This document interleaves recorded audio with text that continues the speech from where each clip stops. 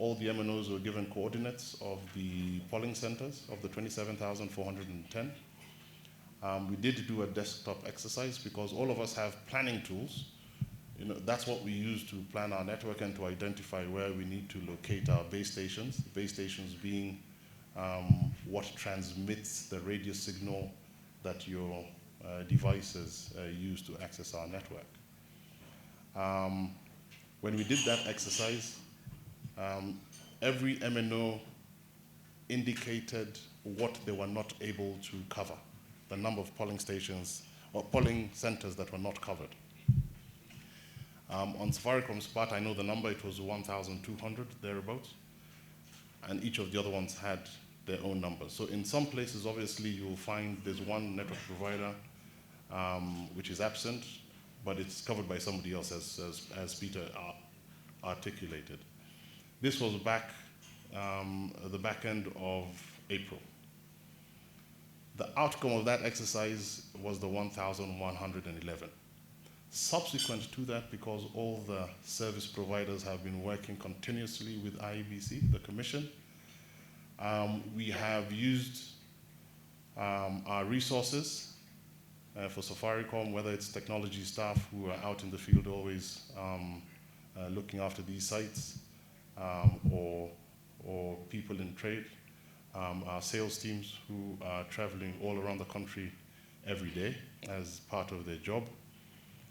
We went to some of these locations to just validate whether indeed we have coverage or not. And lo and behold, that number reduced from 1,200 to 730.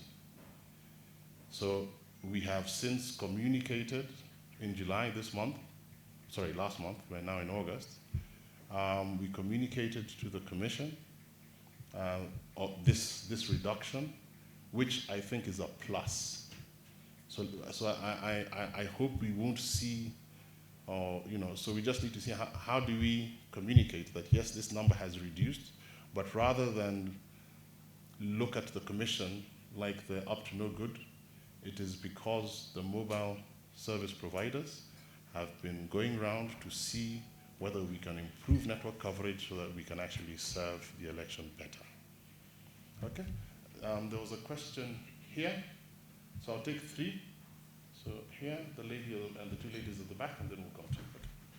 My name is Shaka Kwach. I'm wondering whether somebody hacked into my phone, because I have made some notes on which I wanted to ask. And the CEO has answered them before I've asked. I was going to ask, why is Safaricom getting into elections knowing the mud it was dragged through the last time? Is it the money, or is it a sense of duty? I have another question, which was not on my phone, it's on my note here. It takes elections every 5 years for us to realize that our network coverage is not adequate, and that what is advertised by the telcos is not often delivered. We're told every day 3G, 4G coverage across 99% of the country, but just I go to my village, I can hardly get 2G, and I'm not in Mandera. And I hope, we've had the very impressive numbers from the CS. I hope beyond elections, we will be able to get that level of coverage. Thirdly, I know the Communications Authority has not spoken. I presume the CS spoke on their behalf, and that is the problem. Because us in the media, we're not only concerned about the integrity of the electoral transmission system, but also our freedom to communicate. Too often we have had threats to shut down the internet, shut down television broadcasting, and our fears Guild is often that these directives are unconstitutional.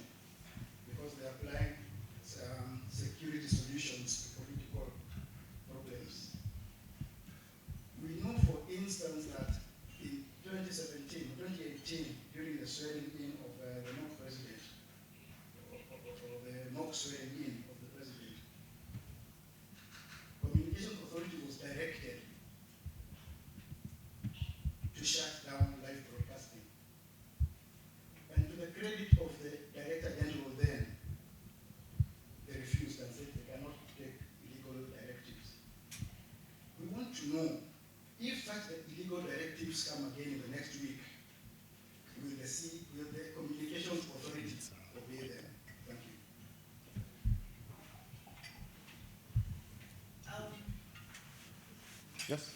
Okay. Jina langu ni Zubeida, Vice President Kenya Editors Guild. Swali langu nitajiuliza kwa lugha ya mwananchi kwa sababu inamlenga mwananchi na ninalielekeza kwa waziri wa mawasiliano. Sio kitambo sana tulielezwa kwamba wakati huu tunazungumza kuhusu maeneo ambayo hayana mtandao wa 4G na kadhalika. Sio kitambo sana tuliona serikali na hasa kupitia kwako waziri mkizindua loans ama balloons ambazo zililenga kuimarisha mtandao wa 4G hasa katika maeneo ya mashinani. Kisha tukaelezwa balloons zimeanguka, sijui Turkana, sijui wapi, sijui kama ni kweli zilianguka, kama kweli zinafanya kazi na kama zilianguka iwapo ziliokotwa.